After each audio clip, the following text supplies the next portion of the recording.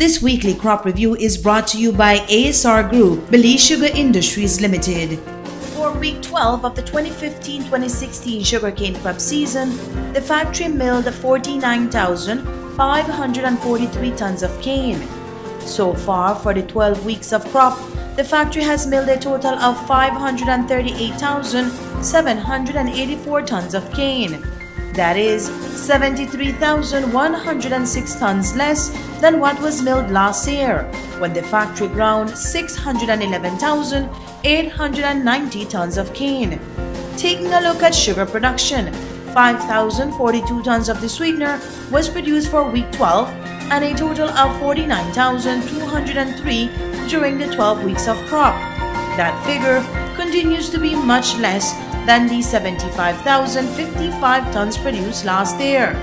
For the 12th week of crop, the factory worked at a grinding rate of 7,078 tons cane per day and 6,414 tons cane per day for the 12 weeks of crop. Last crop, the grinding rate stood at 7,284 tons cane per day. The report on cane quality shows that for week 12, Joe's Purity First Express stood at 87.03%, 84.43% for the 12 weeks of crop, and 88.34% last year. For the 12th week of crop, TCTS saw an improvement as it took 9.83 tons of cane to produce 1 ton of sugar. For the 12 weeks of crop, TCTS stands at 10.95.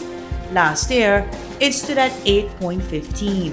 As for the sugar extracted from the cane, 96.10% was recorded this week, 95.56% for the 12 weeks of crop, and 95.33% last year during the same period.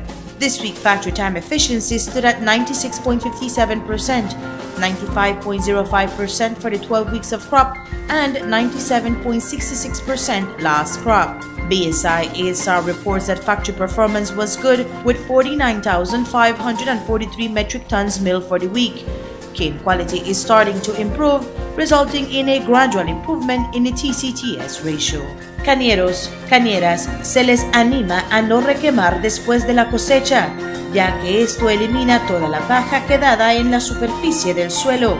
Esta paja ayuda a minimizar la contaminación del aire, ayuda a retener la humedad en el suelo, reduce el uso de herbicidas mediante la prevención del crecimiento de maleza y sirve como abono al suelo cuando se descompone.